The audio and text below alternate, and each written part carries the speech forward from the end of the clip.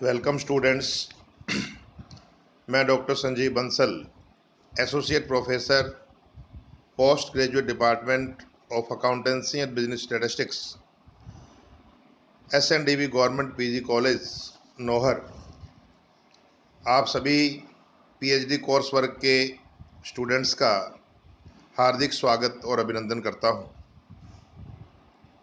जैसा कि आपको विदित है, कोविड-19 की वजह से आज हम कंटेंट के जरिए research methodology and statistical techniques, जो आपके PhD कोर्स वर्क का पार्ट ए है, उसमें सेकंड पार्ट स्टैटिस्टिक्स के topic sampling and test of significance, small and large samples, और इसमें भी स्पेसिफिकली हम टी टेस्ट पर बात करेंगे।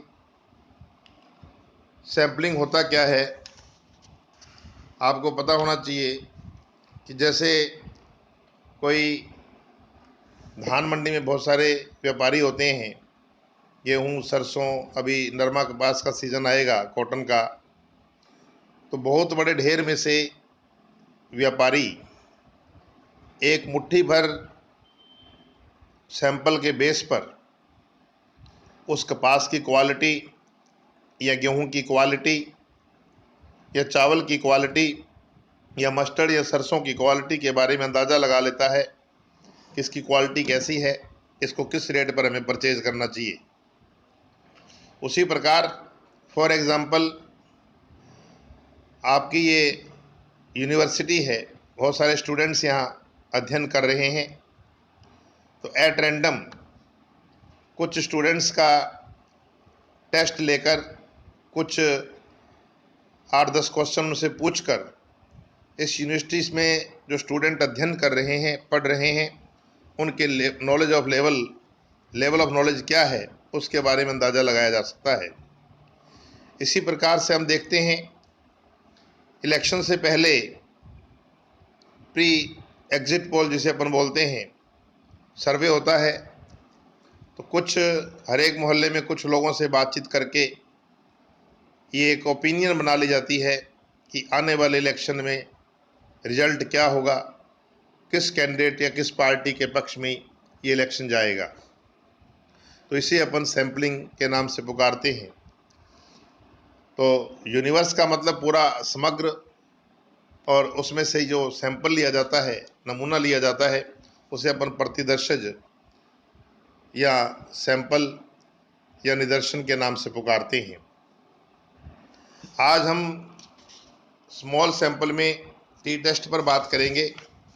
आप स्क्रीन पे देख रहे हो, small sample T test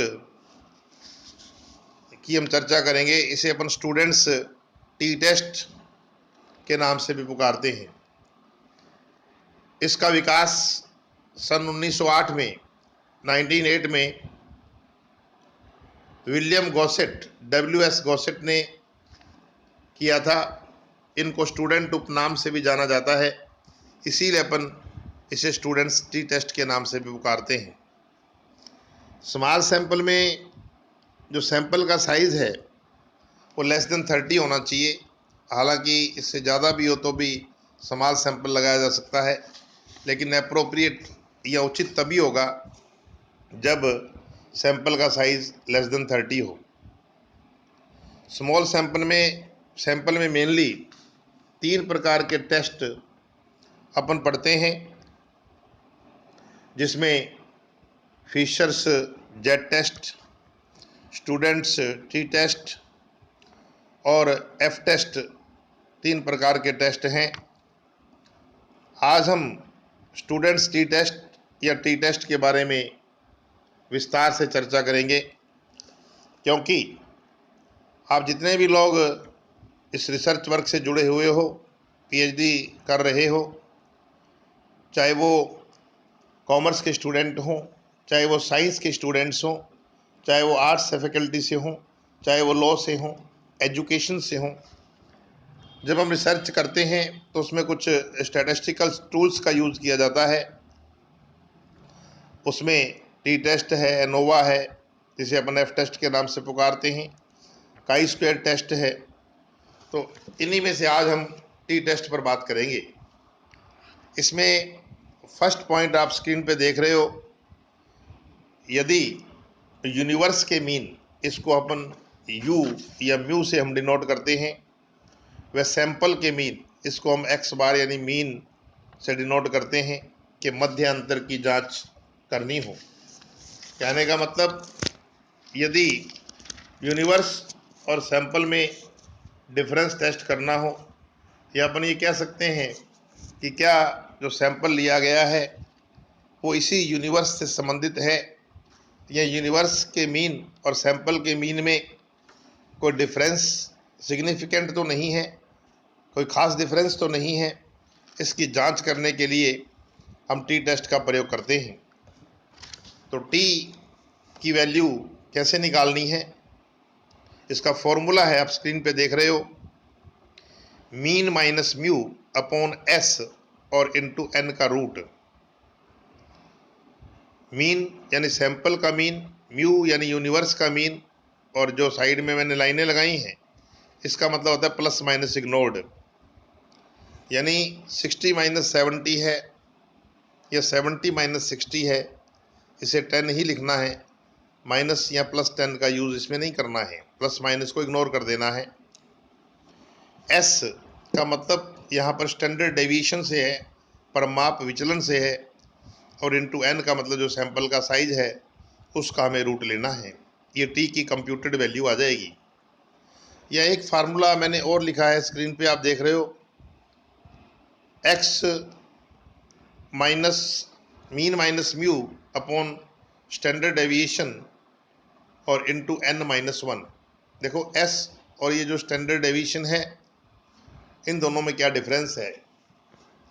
S ये एक स्टैंडर्ड डेविएशन का सुधरा हुआ रूप है, इसमें एक करेक्शन कर दिया जाता है, वेस्ले का करेक्शन। और यदि बिफोर करेक्शन स्टैंडर्ड डेविएशन लेते हैं, इसको स्मॉल डेल्टा जो इधर मैंने लिखा है उससे डिनोट करते हैं। क्योंकि यहाँ करेक्शन नहीं हुआ इसलिए मैंने n-1 का यूज़ किया, इधर करेक्शन हो गया है इसलिए s इंटू मैंने n का रूट किया। दोनों का रिजल्ट एक होगा, आंसर एक होगा। तो दोनों में से कोई भी फार्मूला, बिफोर करेक्शन वाला या आफ्टर करेक्शन वाला, आप यूज़ कर सकते हो। अब यहाँ पर s या एक तो आफ्टर करेक्शन है उसको अपन s बोलेंगे, और बिफोर करेक्शन उसको स्मॉल डेल्टा या स्टैंडर्ड डेविएशन से अपन डिनोट करते हैं। तो आप पढ़कर आए हो पहले से भी, मीन मोड मीडियन में या स्टैंडर्ड डेविएशन, जो स्टैटिस्टिकल जहाँ पर हमारा बेसिक्स स्टार्ट होते हैं, तो वहाँ हम ये पहले पढ़ चुके हैं। फिर भी मैं आपको यहाँ पर फिर से एक्सप्लेन करूँगा। डायरेक्ट मेथड से यदि हमें एस या स्टैंडर्ड डेविएशन फाइंड करना हो तो एस का फॉर्मूला है sigma D square upon N minus 1 का रूट, और स्टैंडर्ड डेविएशन का आप पहले से पढ़ के आए हो, sigma D square upon N का रूट। और मीन डायरेक्ट मेथड से यदि कैलकुलेट करना हो, मीन का मतलब एवरेज से होता है, सिंपल मीन या अर्थमेटिक मीन, एक्स बार से इसको डिनोट करते हैं, sigma x upon N, sigma x upon N. ये तो मैंने डायरेक्ट मेथड के फॉर्मूले लिखे। डायरेक्ट मेथड में एक कंडीशन होती है, पहले हमें जो भी सीरीज दी होती है उसमें एक्चुअल मीन या वास्तविक माध्य की गणना करनी होती है। उसके आधार पर जो डेविएशन लिए जाते हैं उसे अपन डी से डिनोट करते हैं। सेकंड, मैंने यहाँ पर स्क्रीन पे शॉर्टकट या इनडायरेक्ट मेथड लिखा। इसमें जो एस या स्टैंडर्ड डेविएशन का फॉर्मूला है, एस का फॉर्मूला है सिग्मा डी स्क्वायर माइनस ये sigma D X, actually sigma D X square minus D X का मीन उसका whole square into N upon n-1 का रूट। और स्टैंडर्ड डेविएशन में sigma D X square upon N minus sigma D x upon का whole square और इसका root. और indirect method में जो मीन का फॉर्मूला है वो हो जाएगा a plus sigma D x upon N. ये सारी बातें आगे अपन इलस्ट्रेशन को समझेंगे तब हमें अच्छे से ये क्लियर हो जाएंगी कि किस प्रकार से हम इसको फाइंड आउट करेंगे। कंपेयर करने के लिए हमें डिग्री ऑफ फ्रीडम की भी ज़रूरत पड़ती है, क्योंकि ऊपर एक तो हमने टी का कंप्यूटेड वैल्यू निकाला, एक टी का table value at 5% significance level, 5% सार्थकता स्तर या 95% कॉन्फिडेंस लेवल बोलते हैं इसको। तो उसके लिए डिग्री ऑफ फ्रीडम की ज़रूरत है।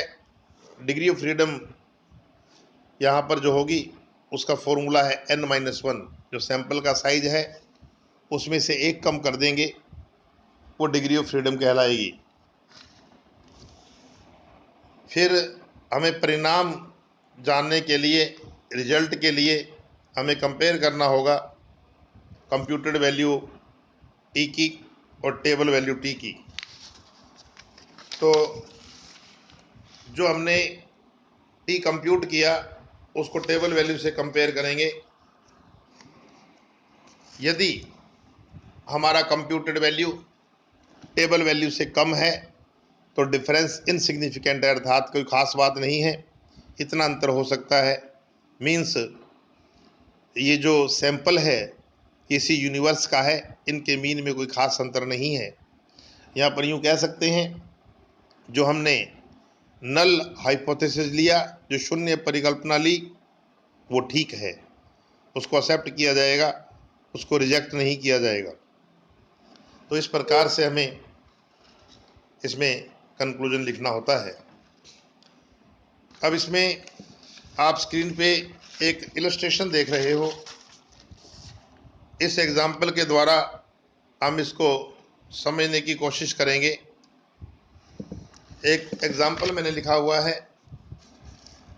10 individuals are chosen at random from a population and the height are found to be as under. ये नीचे दी हुई है, यानी कि एक यूनिवर्स या समष्टि से 10 व्यक्तियों का चुनाव यादृच्छिक रूप से किया गया।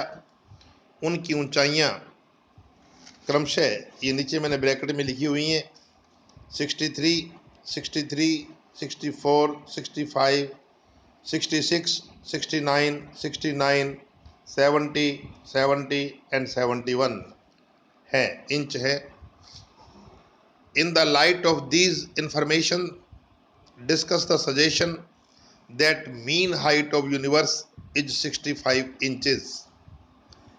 इन समंकों के आधार पर इस परिकल्पना का विवेचन करना है कि समष्टि की माध्य ऊंचाई 65 इंच है, और हमें given for 9 degrees of freedom and at 5% level of significance values of t is 2.262। हमें चूंकि जो भी हमारा रिजल्ट होगा, जो टी का कंप्यूटेड वैल्यू आएगा, उसको हमें टेबल वैल्यू से कंपेयर करना होगा। टेबल वैल्यू के लिए डिग्री ऑफ फ्रीडम की ज़रूरत पड़ती है।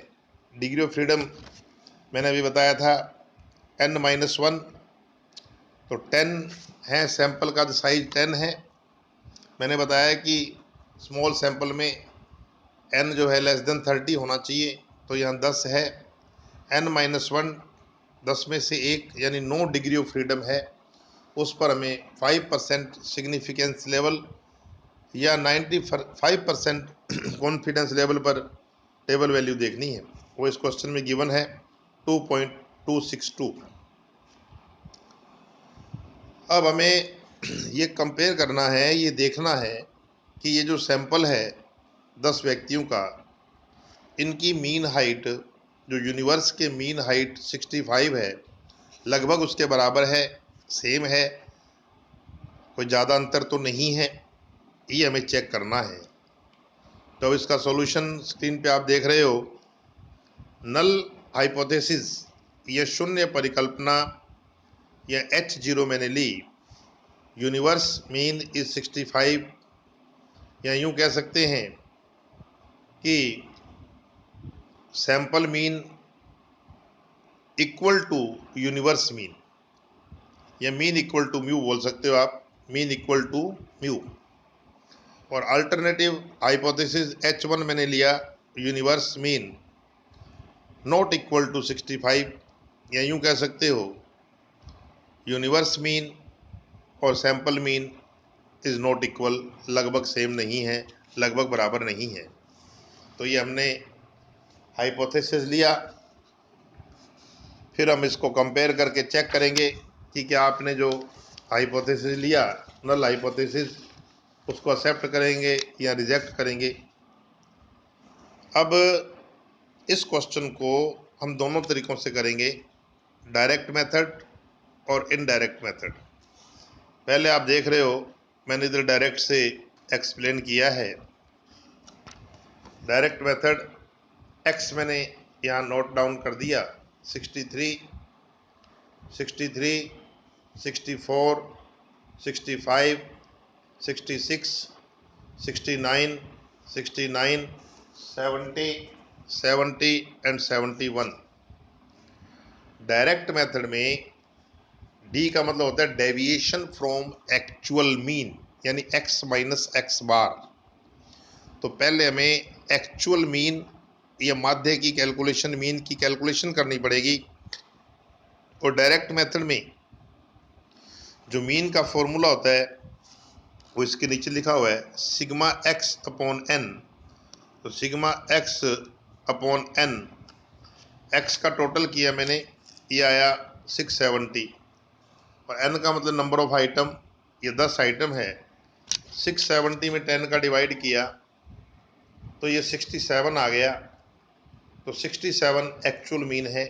इसके बेस पे आप डी यानी डेविएशन निकालिए। एक्स माइनस एक्स बार आप देख रहे हो, तो x 63 में से 67, फिर 63 में 67, 64 में से 67। सो ये डी वाला कॉलम आप चेक करें, x माइनस एक्स बार करके ये डी आ जाएगा। जब एक्चुअल मीन से डेविएशन लिए जाते हैं उस केस में ऑलवेज डी का टोटल 0 आएगा। आप चेक कर लेना, टोटल 0 ही होगा।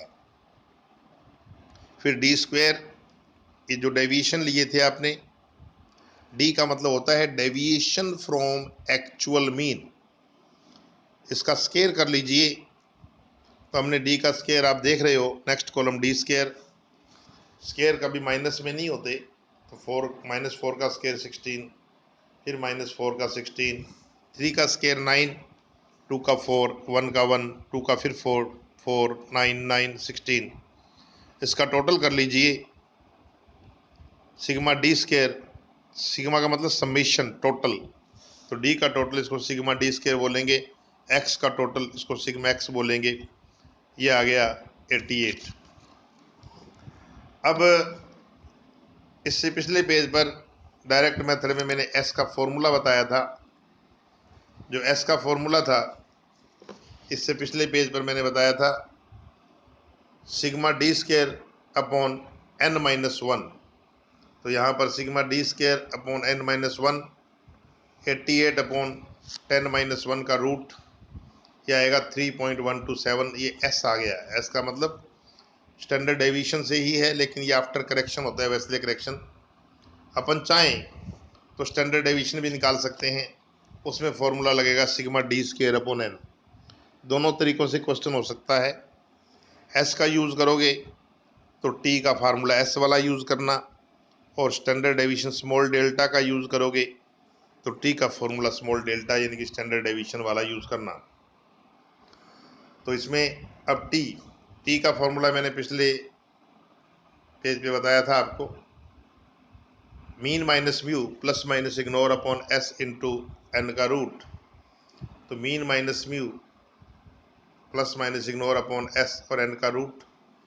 मीन का मतलब सैंपल का मीन जो अभी निकाला था 67, यूनिवर्स का मीन 65 है, एस अभी अभी कैलकुलेट किया था 3.127, और n का रूट 10 है, तो ये सॉल्व करोगे तो t की वैल्यू आएगी 2.02।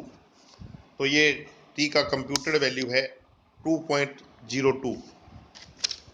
अब इधर आप देख रहे हो मैंने इसका रिजल्ट या कंक्लूजन लिखा है, because computed value of t जो कि अभी निकाला आपने 2.02 is less than the table value of t at 5%। t की टेबल वैल्यू ऊपर दे रखी थी 9 डिग्री ऑफ फ्रीडम में 2.262। तो हमारा जो कंप्यूटेड वैल्यू है वो टेबल वैल्यू से कम है। सो डिफरेंस इज इनसिग्निफिकेंट, अंतर महत्वपूर्ण नहीं है, खास बात नहीं है। इसका मतलब यूनिवर्स का मीन जो है वो 65 है, उसमें कोई खास डिफरेंस नहीं है। सैंपल का मीन और यूनिवर्स के मीन में कोई ज़्यादा अंतर नहीं है, इतना अंतर चलेगा। इट मीन्स जो आपकी शून्य परिकल्पना है, नल हाइपोथेसिस है, उसको स्वीकार किया जा सकता है, स्वीकार किया जाता है। हम ये मान सकते हैं कि यूनिवर्स का मीन 65 ही है, जो कि सैंपल के मीन 67 के आसपास है। इसमें विशेष अंतर नहीं है, खास अंतर नहीं है, इनसिग्निफिकेंट डिफरेंस है। तो ये है यदि सैंपल और यूनिवर्स में अंतर की जांच करनी हो। ये मैंने डायरेक्ट मेथड से करवाया। अब इसी को आप देख रहे हो स्क्रीन पे, मैंने इनडायरेक्ट से भी इसी को करवाया है। वही सीरीज मैंने नेक्स्ट दोबारा लिखी। इनडायरेक्ट मेथड में पहले मीन कैलकुलेट करने की ज़रूरत नहीं होती, क्योंकि इनडायरेक्ट या शॉर्टकट मेथड इसलिए हमें आना चाहिए। यहाँ तो मीन पूरा पूरा आया था 67, by the way mean points में आ जाए, एक्यूरेट नहीं आए, पूर्णांक में नहीं आए, तो फिर सारे डेविएशन पॉइंट्स में आएंगे, उसके स्केयर और पॉइंट्स में आएंगे, एक्यूरेसी कम होगी, कैलकुलेशन बढ़ जाएगी। तो अल्टरनेटिव मेथड जो है वो है इनडायरेक्ट या शॉर्टकट। इसमें हमें डेविएशन जो निकालने हैं उसको बोलेंगे dx। dx का मतलब होता है डेविएशन फ्रॉम एज्यूम्ड मीन। देखो d का मतलब होता है डेविएशन फ्रॉम एक्चुअल मीन, और dx का मतलब होता है डेविएशन फ्रॉम एज्यूम्ड मीन। तो इसमें x में से आप कुछ भी एज्यूम कर लीजिए। x के अंदर जो सीरीज में आइटम दिए गए हैं 63, 63, 64, 65, 66, 69, 69, 70, 70, 71, आप इनमें से कुछ भी या जो सीरीज में नहीं है वो भी एज्यूम किया जा सकता है। बट बेटर यही होता है कि आप इनमें से लगभग कोई बीच की आइटम, न ज़्यादा बड़ी हो न ज़्यादा छोटी हो, एक आइटम को एज्यूम कर लीजिए, उसे बोलेंगे एज्यूम्ड मीन ए। तो मैंने इसमें ए लिया है 66।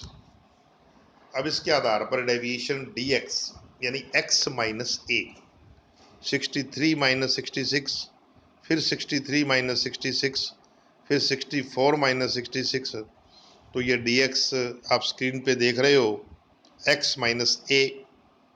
फिर नेक्स्ट कॉलम मैंने dx का स्केयर किया है, dx का टोटल सिग्मा dx कहलाएगा, dx स्केयर का टोटल सिग्मा dx स्केयर कहलाएगा। अब मैंने इधर स्टैंडर्ड डेविएशन निकाला है। आप चाहो तो एस भी निकाल सकते हो, क्योंकि पिछले पेज पे शॉर्टकट में एस का फार्मूला भी लिखा हुआ है। सिग्मा dx स्केयर है ये, सिग्मा d नहीं है। Sigma dx square minus sigma minus dx mean, और इसके बाद इंटू n और n माइनस 1। इस तरीके से आप इसको कर सकते हो, या स्टैंडर्ड डेविएशन वाले फार्मूले से कर सकते हो। तो मैंने स्टैंडर्ड डेविएशन वाले फार्मूले से किया है।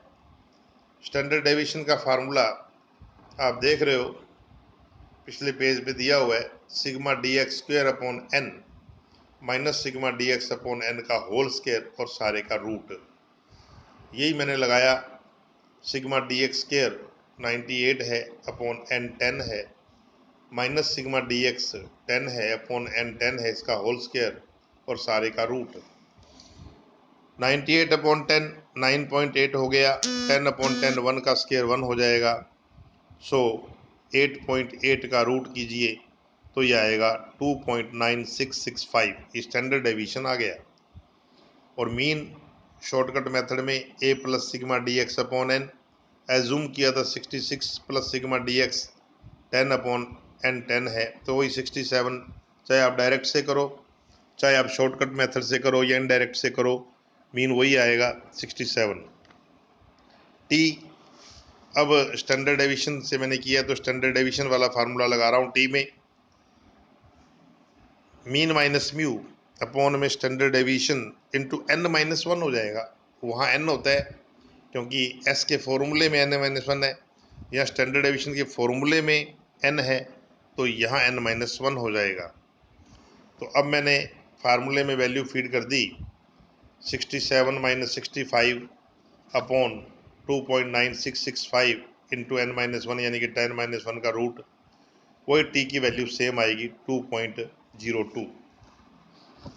तो फिर वही तरीका होता है, आंसर तो सेम ही है। हमें जो टी का कंप्यूटेड वैल्यू है उसको टी की टेबल वैल्यू से कंपेयर करना है। चूँकि यहाँ हमारा कंप्यूटेड वैल्यू टेबल वैल्यू से कम है, सो डिफरेंस इज इनसिग्निफिकेंट, कोई ख़ास बात नहीं है, अंतर सार्थक नहीं है। यानी कि ये कहा जा सकता है कि यूनिवर्स का मीन 65 है, सैंपल मीन 67 है, दोनों में खास अंतर नहीं है। अर्थात हमारा जो नल हाइपोथेसिस है, शून्य परिकल्पना है, उसे एक्सेप्ट किया जाता है, स्वीकार किया जाता है, मीन यूनिवर्स मीन 65 ही है। तो ये था जब हम सैंपल और यूनिवर्स के बीच में डिफरेंस चेक करते हो तब हम किस प्रकार से टी टेस्ट करेंगे। अब इसी में नेक्स्ट जो हमारा स्टेप है, स्क्रीन पे आप देख रहे हो, t test for 2 independent samples, या 2 सैंपल दिए हों और इनके माध्यम में अंतर की जांच करनी हो। यानी हमने अब एक यूनिवर्स से 2 अलग अलग सैंपल ले लिए, हम ये चेक करना चाहते हैं कि क्या इन दोनों सैंपल्स के बीच में जो डिफरेंस है वो सिग्निफिकेंट है या इनसिग्निफिकेंट है। तो इसके लिए भी टी टेस्ट होता है 2 सैंपल के बीच में। तो फिर टी का फॉर्मूला हो जाएगा mean first minus mean second, यानी एक सैंपल का मीन दूसरे सैंपल का मीन, इन दोनों का कंपेयर करना है, प्लस माइनस इग्नोर अपॉन में s और into n1 into n2 upon में n1 प्लस n2 और इसका रूट। इस प्रकार से ये टी का कंप्यूटेड वैल्यू आएगा और फिर इसको वैसे ही कंपेयर करना है टेबल वैल्यू से। यहाँ अब s कैसे फाइंड होगा, तो s की कैलकुलेशन के फॉर्मूले मैंने लिखे हैं। इफ़ स्टैंडर्ड डेविएशन गिवन, यानी कि दोनों सैंपल के स्टैंडर्ड डेविएशन 1 और स्टैंडर्ड डेविएशन 2 दोनों दे रखे हों, तब कैसे करेंगे। तब s का फॉर्मूला है n1 standard deviation 1 square plus n2 standard deviation 2 square upon में n1 प्लस n2 माइनस 2। तो हमें सब कुछ दिया हुआ है, दोनों सैंपल का साइज n है, दोनों के स्टैंडर्ड डेविएशन है। और second point, if standard deviation not given, यदि स्टैंडर्ड डेविएशन नहीं दिया गया हो तो डायरेक्ट मेथड में जो फॉर्मूला है 2 तरीक़ों से हो सकता है। अभी आपको बताया मैंने, एक सैंपल ऐसे 2 सैंपल की कैलकुलेशन 2 बार हो जाएगी। डायरेक्ट मेथड का मतलब एक्चुअल मीन से डेविएशन लेना, और इनडायरेक्ट या शॉर्टकट का मतलब एज्यूम्ड मीन से डेविएशन लेना। तो डायरेक्ट में s फाइंड करना है, तो sigma d1 square plus sigma d2 square upon में n1 प्लस n2 माइनस 2 और इसका रूट।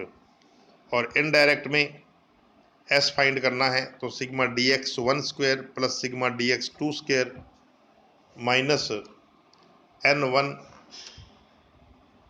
और ब्रैकेट में n2 में A1 माइनस मीन 1 का स्क्वायर, फिर माइनस N2 और ब्रैकेट में A2 माइनस मीन 2 स्क्वायर और बटा में N1 प्लस N2 माइनस 2।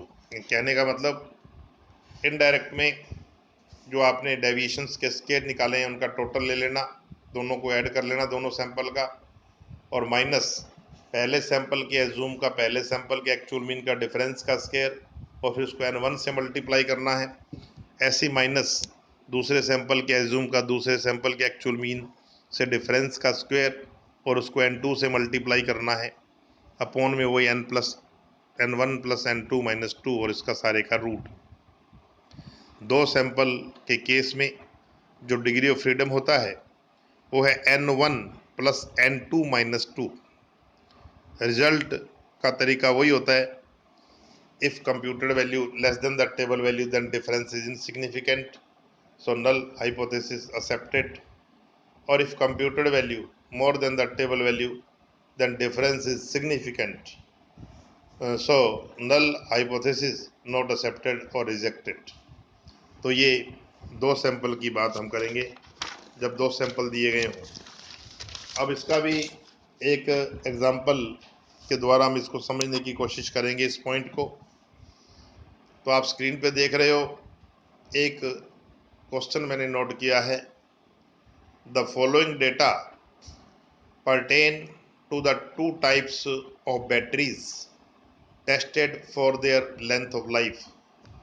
यानी कि दो प्रकार की बैटरियों के जीवन काल का परीक्षण करने पर निम्न परिणाम प्राप्त हुए। तो बैटरी ए और बैटरी बी, सैंपल का साइज ए की 9 बैटरी ली गई, बी की 8। इनका जो एवरेज लाइफ है ए का 600 और बी का 640। इनका जो वेरिएंस है यानी कि स्टैंडर्ड डेविएशन का स्क्वायर ए का 121 और बी का 144। Test at 5% level whether there is a significant difference between the lives of two batteries। आपको ये कहता है उपरोक्त समंकों के आधार पर विवेचन कीजिए कि क्या दोनों प्रकार की बैटरियों के माध्य जीवन काल में अंतर सार्थक है। T 15.05 इक्वल टू 2.131, यानी जो T का टेबल वैल्यू दे रखा है 5% सिग्निफिकेंस लेवल या 95% कॉन्फिडेंस लेवल पर, T15 का मतलब डिग्री ऑफ फ्रीडम 15 हो गया, क्योंकि N1 9 प्लस N2 8 माइनस 2, तो ये 15 ही आएगा।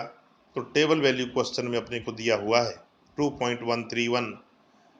कंप्यूटेड वैल्यू को इस वैल्यू से कंपेयर करके हम रिजल्ट को फाइंड आउट करेंगे।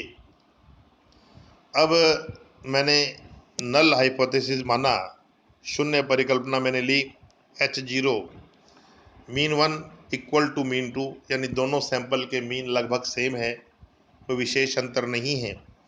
और अल्टरनेटिव हाइपोथेसिस H1 मैंने लिया कि mean 1 not equal to mean 2। अब इसमें क्या दिया हुआ है, N1 9 N2 8, mean 1 600 mean 2 640, variance first यानी स्टैंडर्ड डेविएशन फर्स्ट का स्क्वायर 121 और स्टैंडर्ड डेविएशन 2 का स्क्वायर 144। अभी पिछले पेज पे मैंने आपको जब स्टैंडर्ड डेविएशन दिए फार्मूला लिखा था, उसी फार्मूले को यहाँ लगाना है। SN1 standard deviation 1 square plus N2 standard deviation 2 square upon में N1 प्लस N2 माइनस 2। तो वैल्यू सारी हमारे पास हैं, इसको फीड कीजिए। 9 इंटू 121 प्लस 8 इंटू 144 अपॉन में 9 प्लस 8 माइनस 2। तो ये मल्टीप्लाई ऊपर करोगे तो ये 2241 अपॉन में 15, और फिर इसका रूट हमें निकालना है। तो 2241 बटा 15 और इसका अंडर रूट का साइन यहाँ लगा लेना। ये करोगे तो ये 12.22 आएगा। अब टी वैल्यू फाइंड करें। टी का फार्मूला भी पिछले पेज पे दिया था, वही हमें यूज़ करना है।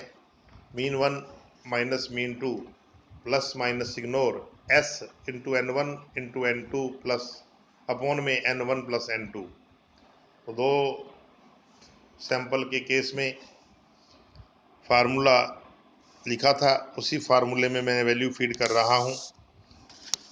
फर्स्ट सैंपल का मीन 600 माइनस सेकंड सैंपल का मीन 640, प्लस माइनस इग्नोर करना है, अपॉन में एस अभी फाइंड किया है 12.22 इंटू 9 इंटू 8 अपॉन में 9 प्लस 8 का रूट, तो 40 अपॉन 12.22 इंटू ये 9 इंटू 8/17 करके इसका रूट निकालोगे तो 2.058 आएगा।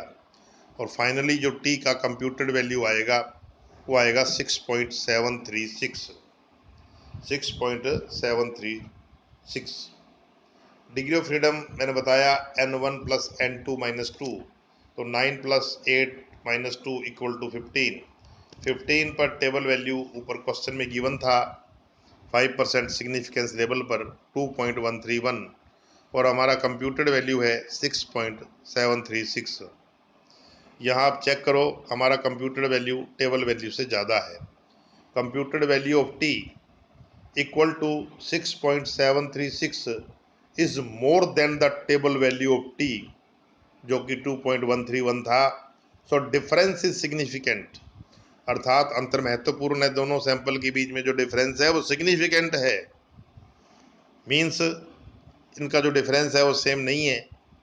या आप ये कह सकते हो कि जो नल हाइपोथेसिस है उसमें हमने ये मान के चले थे कि इनमें विशेष अंतर नहीं है, डिफरेंस नहीं है, दोनों सैंपल का मीन सेम है, ऐसा नहीं है, तो अपने ये कहेंगे नल हाइपोथेसिस को रिजेक्ट किया जाता है, डिफरेंस सिग्निफिकेंट है, अंतर महत्वपूर्ण है। तो ये दो सैंपल का एक क्वेश्चन हमने किया, समझ आ गया होगा। अब इसी में एक, इसमें तो क्या था कि दोनों स्टैंडर्ड डेविएशन दिए थे, अब हमारे पास स्टैंडर्ड डेविएशन भी नहीं हो, हालांकि इससे पहले मैं सैंपल और यूनिवर्स का डिफरेंस आपको बता चुका हूँ, तो उसी प्रोसीजर से इसको करना होगा। तो एक इलस्ट्रेशन आप स्क्रीन पे देख रहे हो, फॉलोइंग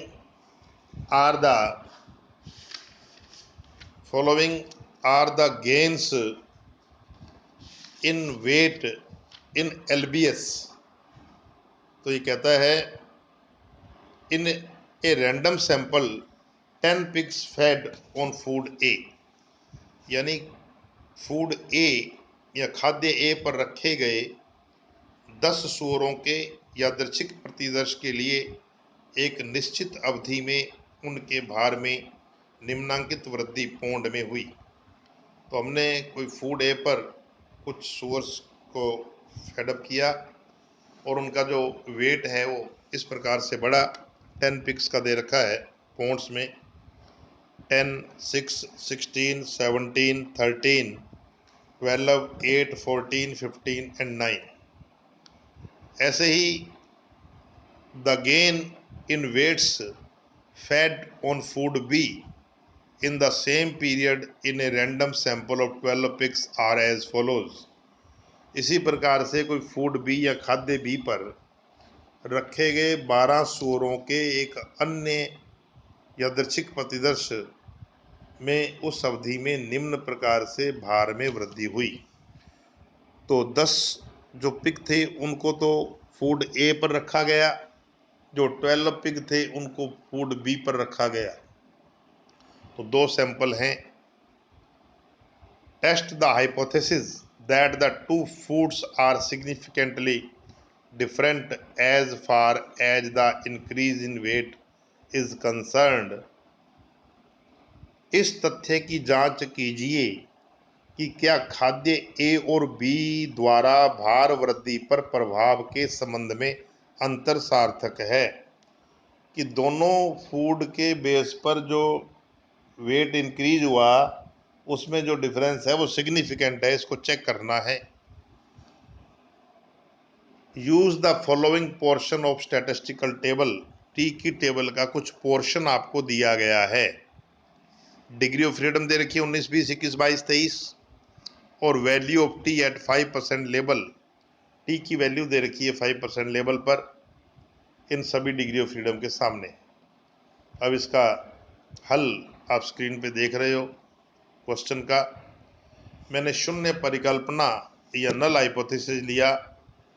माना कि खाद्य ए और बी में भार संवर्धन के संबंध में कोई सार्थक अंतर नहीं है, यानी फूड ए और बी पर जो भी सुअर रखे गए हैं उनका जो वेट इंक्रीज होता है उसमें कोई डिफरेंस जो है वो खास नहीं है।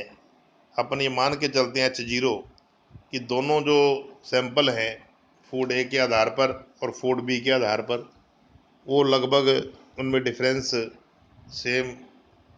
ज़्यादा नहीं है। इट मीन्स मीन दोनों का सेम है। तो मीन 1 इक्वल टू मीन 2 ये मैंने H0 ले लिया और alternative H1 mean 1 not equal to mean 2। अब हमें इसको चेक करना है कि हमारी जो नल हाइपोथेसिस है उसको रिजेक्ट करना है या एक्सेप्ट करना है। तो डायरेक्ट मेथड से ये क्वेश्चन किया है, इनडायरेक्ट से भी कर सकते हो। दोनों के फार्मूले आपके सामने मैंने यहाँ पर लिखे हुए हैं। यदि स्टैंडर्ड डेविएशन नहीं है डायरेक्ट में, एस का formula sigma D1 square plus sigma D2 square upon में N1 प्लस N2 माइनस 2 का रूट, और इनडायरेक्ट में है sigma dx1 square plus sigma dx2 square minus N1 A1 minus mean 1 का होल स्क्वायर और minus N2 bracket में A2 minus mean 2 का whole square और अपॉन में N1 प्लस N2 माइनस 2। तो दोनों में से किसी भी तरीके से कर सकते हैं। इस क्वेश्चन को डायरेक्ट से किया गया है। तो पहला सैंपल मैंने x1 लिख लिया, सीरीज लिख ली। दूसरा सैंपल मैंने x2 ले लिया। डायरेक्ट में पहले एक्चुअल मीन की ज़रूरत है।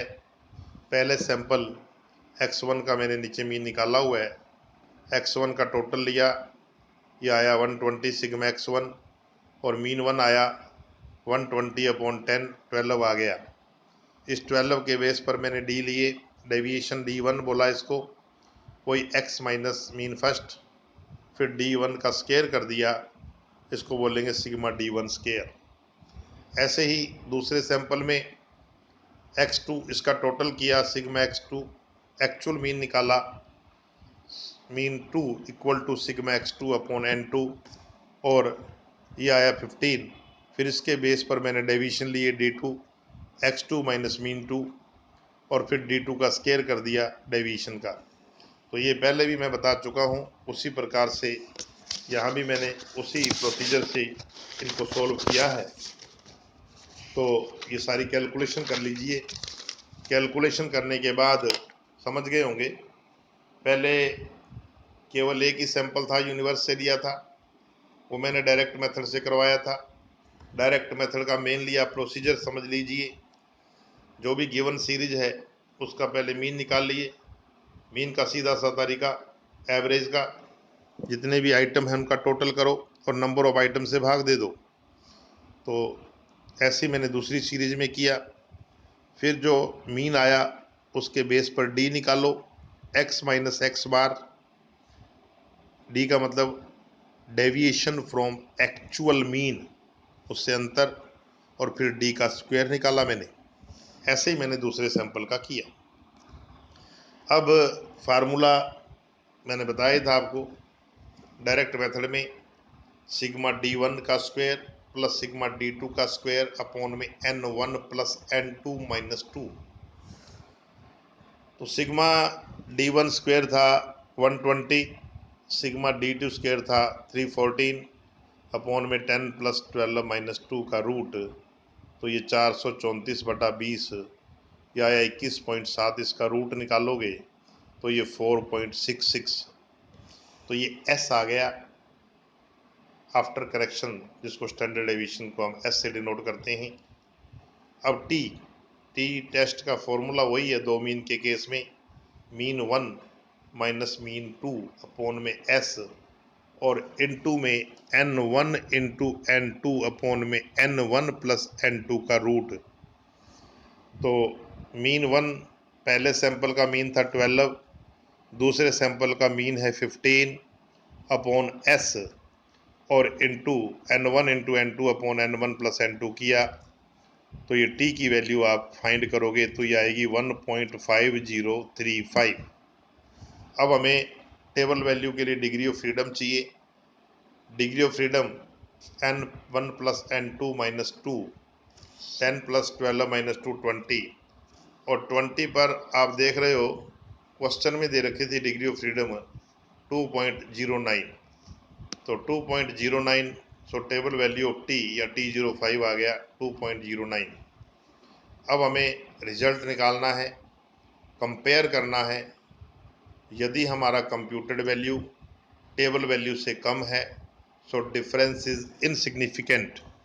तो यहाँ हमारा जो कंप्यूटेड वैल्यू है टी का वो 1.5035 है, is less than the table value of t 2.09 से कम है, सो डिफरेंस इज इनसिग्निफिकेंट।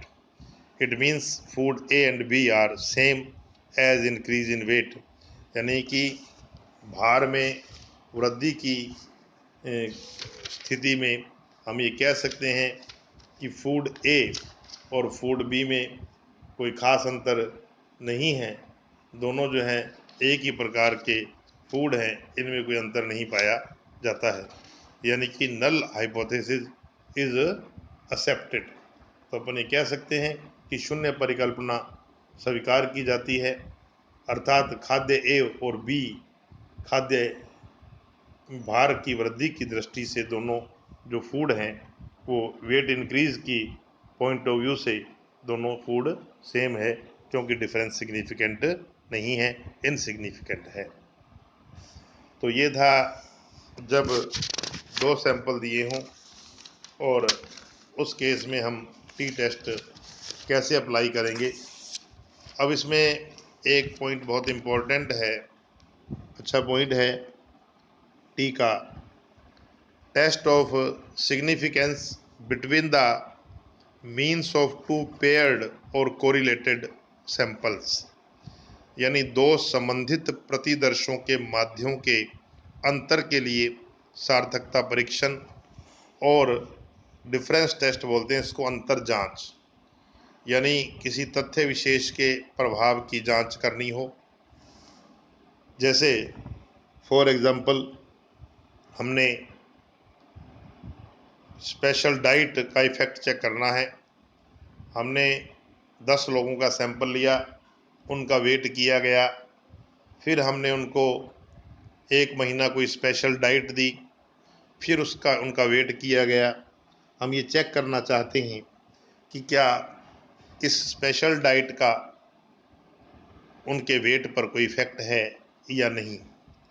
इसी प्रकार से फॉर एग्ज़ाम्पल हमने 10 स्टूडेंट्स का बिफोर कोचिंग टेस्ट लिया, फिर उनको 1 महीने की कोचिंग दी, फिर उनका टेस्ट लिया। हम ये चेक करना चाहते हैं कि क्या इस कोचिंग का उनकी परफॉर्मेंस पर कोई इफ़ेक्ट है या नहीं, यानी यदि किसी तथ्य विशेष के प्रभाव की जांच करनी हो तो हम इस डिफरेंस टेस्ट का प्रयोग करते हैं। इसमें जो टी का फॉर्मूला है टी टेस्ट का वो है डी मीन। डी का मतलब यहाँ डिफरेंस से है, उस डिफरेंस का मीन निकालना पड़ेगा, इनटू एन का रूट अपॉन में एस, और एस का फॉर्मूला है स्टैंडर्ड डेविएशन या स्टैंडर्ड एरर या कह सकते हो sigma D square minus D mean का स्क्वायर इनटू एन और n-1 का रूट, और डिग्री ऑफ फ्रीडम यहाँ पर जो है वो है n-1। तो ये डिफरेंस टेस्ट बहुत इम्पोर्टेंट टेस्ट होता है। यदि हमें किसी फैक्ट का इफ़ेक्ट चेक करना हो तो कैसे करेंगे। एक एग्जांपल मैंने यहाँ लिखा है, following are the weights of 10 students before and after 6 months of change in their diet. भोजन में परिवर्तन से पूर्व और परिवर्तन के 6 माह पश्चात 10 छात्रों के भार से संबंधित समंक निम्न प्रकार से हैं। तो स्टूडेंट्स का वेट दिया गया है, 10 स्टूडेंट है, 1 2 3 4 5 6 7 8 9 10, और weight before change in diet, diet change करने से पहले के वेट हैं, और weight after change in diet, diet को बदलने के बाद के वेट हैं। Test the hypothesis that change in diet has caused significant increase in the weights of the student। इस तथ्य की जांच कीजिए कि क्या भोजन में परिवर्तन से छात्रों के भार में अर्थपूर्ण वृद्धि हुई है। क्या इस डाइट का इफेक्ट उनके वेट पे आया है, इसको चेक करना है। तो देखिए, सबसे पहले हम अपनी शून्य परिकल्पना नल हाइपोथेसिस लेंगे। H0 मैंने माना कि भोजन में वृद्धि से भार में वृद्धि नहीं होगी। मैं ये मान के चलता हूँ कि जो ये डाइट है, जो चेंज डाइट है, इससे वेट इफेक्ट नहीं होगा, यानी लगभग वही रहेगा जो पहले था। और इसका अल्टरनेटिव मैंने हाइपोथेसिस लिया H1 कि भोजन में परिवर्तन से वेट में इंक्रीज होगा, भार में वृद्धि होगी। अब इसको चेक करना है। तो इसमें बिल्कुल सिंपल सा है, आप दोनों फिगर लिख लीजिए। ये 10 स्टूडेंट है, कॉलम नंबर 1 1 से 10 तक। कॉलम नंबर 2 में मैंने weight before change in diet इनके ले लिए जो दिए हुए थे क्वेश्चन में। कॉलम नंबर 3 में मैंने इनके weight after change in diet ले लिए। तो पहले डाइट से पहले के वेट और डाइट चेंज करने के बाद के वेट, बिफोर और आफ्टर, कोचिंग से पहले के मार्क्स और आफ्टर कोचिंग वाले मार्क्स। तो जो भी हमें इफेक्ट चेक करना उसका तरीका यही होता है, प्लस या माइनस में डिफरेंस निकालिए। कॉलम नंबर 3 - 2 मैंने किया है, 2 - 3 भी कर सकते हो, पहले में से बाद वाला या बाद में से पहले वाला हमें लेस करके इंक्रीज या डिक्रीज हमें डिफरेंस चाहिए एक्चुअल में, प्लस या माइनस में। तो डिफरेंस निकाला मैंने 3 - 2, 115 - 109, 120 - 112, ये डी आ गए डिफरेंस। डी का मतलब यहाँ डिफरेंस है। फिर डी का स्केयर ले लिया मैंने, डी का टोटल किया, डी के स्केयर का टोटल किया, डी का टोटल सिग्मा डी और डी स्केयर का टोटल सिग्मा डी स्क्वायर। अब डी मीन की ज़रूरत है, तो डी मीन का मतलब जो डी का टोटल है उसमें एन का भाग दे दीजिए। डी का टोटल 25 है, नंबर ऑफ आइटम 10 है, तो 25/10 2.5 आ गया डी मीन। अब एस का फॉर्मूला लगाइए, पिछले पेज पे मैंने फार्मूला लिखा था, sigma D square minus D mean का स्क्वायर इंटू n/n-1 का root. So S sigma D square 153 minus D mean 2.5 का whole square into n 10/n-1 10 - 9 का रूट। तो 153 माइनस मैंने ये 2.5 का स्क्वायर करके 10 से मल्टीप्लाई किया, 62.5 आया बटा 9। इसको सॉल्व करोगे तो एस की वैल्यू आएगी 3.17। अब मैंने टी निकाला, टी का formula D mean into N का root upon S. D mean 2.5 है, एन 10 है, एस अभी अभी फाइंड किया है 3.17, तो टी की कंप्यूटेड वैल्यू आएगी 2.49। अब इसको कंपेयर करना है टेबल वैल्यू से। टेबल वैल्यू के लिए डिग्री ऑफ फ्रीडम चाहिए। डिग्री ऑफ फ्रीडम होता है n-1, सो n-1 10 - 1 9 9 पर आप टेबल वैल्यू देखोगे 5% सिग्निफिकेंस ऑफ लेवल या 95% कॉन्फिडेंस लेवल पर टी का वैल्यू 9 डिग्री ऑफ फ्रीडम पर आएगा 2.262। जनरली क्वेश्चन में गिवन होता है या टी की टेबल आती है उसमें आपको मिल जाएगा। अब इसको कंपेयर करना है कंप्यूटर वैल्यू से। हमारा कंप्यूटर वैल्यू 2.49 है, ये ज़्यादा है। T computed 2.49 more than table value 2.262। तो हमारा जो कंप्यूटेड वैल्यू है वो टी की टेबल वैल्यू से ज़्यादा है, सो डिफरेंस इज सिग्निफिकेंट। इसका मतलब अंतर महत्वपूर्ण है, खास बात है। इट मीन्स जो नल हाइपोथेसिस है वो रिजेक्ट की जाती है। यानी हम ये कह रहे थे हम ये मान के चल रहे थे कि जो शून्य परिकल्पना है, जो नल हाइपोथेसिस हमने लिया था कि कोई खास चेंज नहीं होता है, वो गलत है। इट मीन्स डाइट में चेंज करने से वेट में इंक्रीज होता है। तो null hypothesis is rejected, so weight is increased after changing the diet. हम ये कह सकते हैं कि डाइट का जो है वजन के भोजन के परिवर्तन से वेट में इंक्रीज होता है, भार में वृद्धि होती है। तो ये था टी टेस्ट। 3 पॉइंट हमने किए। एक तो सबसे पहले मैंने आपको बताया था कि जब यूनिवर्स और सैंपल के मीन में डिफरेंस चेक करना हो। दूसरा मैंने आपको बताया 2 सैंपल में डिफरेंस चेक करना हो। और तीसरा अभी अभी हमने किया डिफरेंस टेस्ट। तो ये हमारा टी टेस्ट था, बहुत इम्पोर्टेंट रिसर्च के पॉइंट ऑफ व्यू से। तो इसे आप अच्छे से रिपीट कीजिए, फिर भी कोई प्रॉब्लम हो तो डिस्कस कर लेंगे। Thank you very much. Thanks to all.